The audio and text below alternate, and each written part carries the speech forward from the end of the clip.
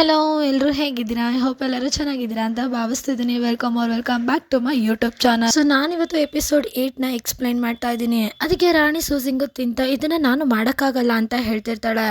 ಈ ಮಾತಿಗೆ ರಾಜ ಕೇಳ್ತಿರ್ತಾರೆ, ಯಾಕೆ ಹೇಳೋಕ್ಕಾಗಲ್ಲ ಅಂತ. ಅದಕ್ಕೆ ರಾಣಿ ಹೇಳ್ತಿರ್ತಾಳೆ, ಇದು ದೇಶಕ್ಕೆ ಸಂಬಂಧಪಟ್ಟಿರೋ ವಿಷಯ, ನನ್ನ ವಯಸ್ಸು ತುಂಬ ಚಿಕ್ಕದು, ಇದನ್ನೆಲ್ಲ ನಾನು ಹೇಳೋದಕ್ಕಾಗಲ್ಲ. ಅದು ಅಲ್ದಲೆ ಈಗ ಇಲ್ಲಿ ಕೊಟ್ಟಿರೋ ಊಟನ ನಾನು ಎಂಜಾಯ್ ಮಾಡ್ಕೊಂಡು ತಿನ್ಬೇಕು ಅನ್ಕೊಂಡಿದ್ದೀನಿ. ಅದಕ್ಕೆ ರಾಜ ಹೇಳ್ತಿರ್ತಾರೆ, ಸರಿ ಹಾಗಾದ್ರೆ ನೀನು ನನ್ನ ಭವಿಷ್ಯನ ನೋಡು ಅಂತ. ಅದಕ್ಕೆ ರಾಣಿ ಹೇಳ್ತಿರ್ತಾಳೆ, ಏನ್ ನೋಡ್ಲಿ ನಾನು, ನನ್ನ ಭವಿಷ್ಯನ ಹೇಳು, ನಾನು ಎಲ್ಲಿವರೆಗೂ ಬದುಕಿರ್ತೀನಿ ಅಂತ ಕೇಳ್ತಿರ್ತಾರೆ. ಅದಕ್ಕೆ ಅಲ್ಲಿರೋ ಎಲ್ಲ ಸೇವಕರು ಮಂತ್ರಿಗಳು ಎಲ್ಲರೂ ತಲೆ ಬಗ್ಸಿ ಕೆಳಗಡೆ ಕುತ್ಕೊಬಿಡ್ತಾರೆ. ಇಲ್ಲಿ 1 ಸೆಕೆಂಡಿಗೆ ರಾಣಿ ಸೂ ಕೂಡ ಫುಲ್ ಶಾಕ್ ಆಗ್ಬಿಡ್ತಾಳೆ. ಇಲ್ಲಿ ರಾಣಿ ಸೂ ಕೇಳ್ತಿರ್ತಾಳೆ, ಮಹಾರಾಜ್ ನಿಜವಾಗ್ಲೂ ನೀವು ಇದನ್ನ ತಿಳ್ಕೊಬೇಕು ಅನ್ಕೊಂಡಿದೀರಾ ಅಂತ ಕೇಳ್ತಿರ್ತಾಳೆ. ಅದಕ್ಕೆ ರಾಜ ಹೇಳ್ತಿರ್ತಾನೆ, ಹೇಳು.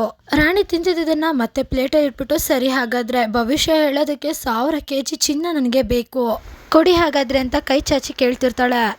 ಈ ಮಾತನ್ನ ಕೇಳಿ ರಾಜನ್ಗೆ ನಗು ಬಂದ್ಬಿಡುತ್ತೆ. ಇಲ್ಲಿ ಅವರು ನಗ್ತಾ ರಾಣಿ ಹತ್ರ ಎದ್ದು ಬರ್ತಾ ಹೇಳ್ತಿರ್ತಾರೆ, ನಿಜವಾಗ್ಲೂ ನಿನ್ನನ್ನು ತುಂಬಾನೇ ಅಪ್ರಿಷಿಯೇಟ್ ಮಾಡಬೇಕು, ನಿನ್ನ ಧೈರ್ಯನ ಮೆಚ್ಚಲೇಬೇಕು. ನೀನು ಇಷ್ಟೊಂದೆಲ್ಲ ಸಾಹಸಿ ಆಗಿರೋದಕ್ಕೆ ನಿನಗೆ ಒಂದು ರಿವಾರ್ಡ್ ಕೊಡ್ತಿದ್ದೀನಿ, ನೀನು ಆರಾಮಾಗಿ ಇಲ್ಲೇ ಇರ್ಬೋದು ಅಂತ ಹೇಳ್ಬಿಟ್ಟು ಅವರು ರಾಜ ಅಲ್ಲಿಂದ ಹೊರಟೋಗ್ತಾರೆ. ರಾಜ ಅಲ್ಲಿಂದ ಹೋದ್ಮೇಲೆ ರಾಣಿ ಕೈ ಕೊಳ್ತಾ ಹೇಳ್ತಿರ್ತಾಳೆ, ಇದೆಲ್ಲ ಎಷ್ಟು ವಿಚಿತ್ರ, ಆದರೂ ನಾನು ತಿನ್ನೋದ್ರ ಮೇಲೆ ಕಾನ್ಸಂಟ್ರೇಟ್ ಮಾಡ್ತೀನಿ ಅಂದ್ಬಿಟ್ಟು ಅವಳು ತಿಂತಿರ್ತಾಳೆ. ಈಗ ರಾಣಿಗೆ ಊಟ ಟೈಮ್ ಆಗಿರುತ್ತೆ. ಅವಳು ಟೇಬಲ್ ಮೇಲೆ ವೆರೈಟಿ ಫುಡ್ಗಳನ್ನೆಲ್ಲ ಇಟ್ಟಿರ್ತಾರೆ. ಇದನ್ನ ನೋಡಿ ಅವಳು ಓಡ್ ಬಂದು ಕುತ್ಕೋತಾಳೆ. ಇದನ್ನೆಲ್ಲ ಅವಳು ಹೇಳ್ತಿರ್ತಾಳೆ, ಬೇಯಿಸಿರೋಂಥ ಮೀಟ್ ಬಾಲ್ಸು, ಸ್ಟ್ರೀಮ್ಸು, ಡಮ್ಸ್ಲಿಂಗ್ಸು, ಸ್ವೀಟ್ಸು, ಸೂಪ್, ಪೋರ್ಕು, ಸ್ಟ್ರೀಮ್ಸ್, ಫಿಶು. ವಾವ್, ಇಲ್ಲಿದ್ದೇನು ಕೆಟ್ಟದಲ್ಲ. ಈ ಸೈಡ್ ಹಾಲಲ್ಲಿ ಇರೋದ್ರಿಂದ ನಾನು ರಾಜನ್ಗೆ ಹತ್ರ ಆಗ್ತಿದ್ದೀನಿ ಅನ್ನೋದು ಒಂದು ಬಿಟ್ರೆ ನನಗೆ ಇಲ್ಲಿ ಊಟ ಸಕ್ಕತ್ತಾಗಿರೋದೇ ಸಿಗ್ತಾ ಇದೆ.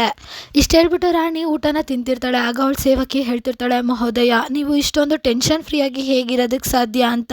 ಅದಕ್ಕೆ ರಾಣಿ ಹೇಳ್ತಿರ್ತಾಳೆ, ಹೌದು ಅಫ್ಕೋರ್ಸ್, ಊಟಕ್ಕಿಂತ ಯಾವುದು ಇಂಪಾರ್ಟೆಂಟ್ ಅಲ್ಲ, ಟೆನ್ಷನ್ ತಗೋಬಾರ್ದು, ಊಟನ ಎಂಜಾಯ್ ಮಾಡ್ಕೊಂಡು ತಿನ್ಬೇಕು ಅಂತ ಹೇಳ್ತಿರ್ತಾಳೆ. ಅದಕ್ಕೆ ಸೇವಕಿ ಹೇಳ್ತಿರ್ತಾಳೆ, ಮಹಾರಾಣಿ ನಿಮ್ಮ ಮೇಲೆ ಎಷ್ಟು ಜನದ ಕಣ್ಣು ಇದೆ ಅಂತ ಗೊತ್ತಾ? ರಾತ್ರಿ ಈಗ ಎಷ್ಟು ಬ್ಯುಸಿ ಇದ್ದಾರೆ ಅಂದ್ರೆ ಒಂದು ಸತಿ ಕೂಡ ದರ್ಬಾರಕ್ಕೆ ಹೋಗಕ್ಕೆ ಆಗ್ತಾ ಇಲ್ಲ, ಆದ್ರೂ ಅವರು ಪ್ರತಿದಿನ ನಿಮ್ಮನ್ನ ಮೀಟ್ ಮಾಡೋದಕ್ಕೆ ಬರ್ತಿದ್ದಾರೆ. ಅದಕ್ಕೆ ರಾಣಿ ಕೂಡ ಪಟ್ ಅಂತ ಹೇಳ್ತಾಳೆ, ಆದ್ರೆ ಅವರು ಇಲ್ಲಿ ಬರೀ ಕುತ್ಕೊಳ್ಳೋದಕ್ಕೆ ಬರ್ತಾರೆ, ಅವ್ರು ಯಾವಾಗ್ಲೇ ಬಂದ್ರು ಕುತ್ಕೋತಾರೆ, ಬರೀತಾರೆ, ಏನಾದ್ರು ಓದ್ತಿರ್ತಾರೆ, ಆಮೇಲೆ ಹೊರಟೋಗ್ತಾರೆ. ಇದ್ರಲ್ಲಿ ನಂದೇನ್ ತಪ್ಪಿದೆ ಅಂತ ಹೇಳ್ತಿರ್ತಾರೆ. ಆಗ ಸೇವಕಿ ಹೇಳ್ತಿರ್ತಾಳೆ, ಇದು ನಿಮಗ್ ಮಾತ್ರ ಗೊತ್ತು, ಬೇರೆ ಆಚೆ ಇರೋರ್ಗೆ ಏನ್ ಗೊತ್ತಿರುತ್ತೆ. ಆದ್ರೆ ಅರಮನೆಯಲ್ಲಿ ಏನ್ ಮಾತುಕತೆ ನಡೀತಿದೆ ಗೊತ್ತಾ? ಅವಳು ನಿಧಾನಕ್ಕೆ ರಾಣಿ ಹತ್ರ ಬಗ್ತಾ ಹೇಳ್ತಿರ್ತಾಳೆ, ನೀವು ರಾಜರ ಮೇಲೆ ಮಾಟ ಮಂತ್ರ ಮಾಡಿ ಅವ್ರ ಪ್ರೀತಿನ ಬರೀ ನಿಮಗ್ ಮಾತ್ರ ಕೊಡೋ ತರ ವಶ ಮಾಡ್ಕೊಂಡಿದ್ದೀರಾ ಅಂತ ಮಾತಾಡ್ಕೋತಿದ್ದಾರೆ. ನನ್ಗಂತೂ ಇದನ್ನೆಲ್ಲ ಕೇಳಿ ನಿಮ್ ಬಗ್ಗೆ ತುಂಬಾನೇ ಚಿಂತೆ ಆಗ್ತಾ ಇದೆ.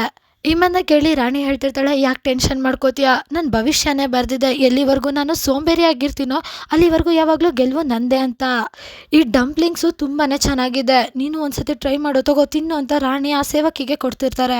ಸೀನು ಶಿಫ್ಟ್ ಆಗಿ ಈಗ ರಾಜನ ದರ್ಬಾರ್ನ ತೋರಿಸ್ತಾರೆ. ಇಲ್ಲಿ ಆ ಮಂತ್ರಿ ಹೇಳ್ತಿರ್ತಾನೆ, ಇವಾಗ ಯಾರಿಗಾದ್ರೂ ಏನಾದ್ರೂ ಹೇಳದಿದ್ರೆ ಈಗ್ಲೇ ಹೇಳಿ, ಇಲ್ಲ ಅಂದ್ರೆ ದರ್ಬಾರಿ ಇಲ್ಲಿಗೆ ಕ್ಲೋಸ್ ಆಗುತ್ತೆ. ಆಗ ಅಲ್ಲಿ ನಿಂತಿರೋ ಮಂತ್ರಿಗಳಲ್ಲಿ ಒಬ್ರು ಬಂದು ಹೇಳ್ತಿರ್ತಾರೆ, ಮಹಾರಾಜ ನನ್ನ ಹತ್ರ ಒಂದು ಕೇಸ್ ಇದೆ. ಆಗ ರಾಜ ಹೇಳ್ತಿರ್ತಾನೆ, ಹೇಳಿ ಅಂತ. ಆ ಮಂತ್ರಿ ಹೇಳ್ತಿರ್ತಾನೆ, ಹೇಗೆ ಮೋಹಿನಿ ಅಂತ ಸಾಮಾನ್ಯವಾದ ರಾಣಿ ನಿಮ್ ಜೊತೆ ಇರೋದಕ್ಕೆ ಸಾಧ್ಯ?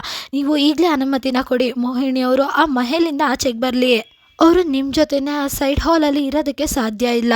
ಆಗ ಎಲ್ಲಾ ಮಂತ್ರಿಗಳು ಒಟ್ಟಿಗೆನೆ ಹೇಳ್ತಿರ್ತಾರೆ, ರಾಜರು ಅನುಮತಿ ಕೊಡ್ಬೇಕು, ರಾಣಿ ಸೂಸಿಂಗು ಆ ಮಹಲಿಂದ ಆಚೆಗೆ ಬರ್ಬೇಕು, ನೀವು ಅನುಮತಿ ಕೊಡ್ಬೇಕು ಅಂತ ಎಲ್ಲರೂ ಕೇಳ್ಕೊತಿರ್ತಾರೆ.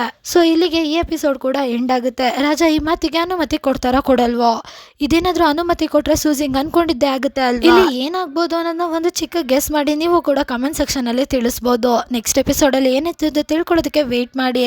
Thank you for watching. Bye bye guys.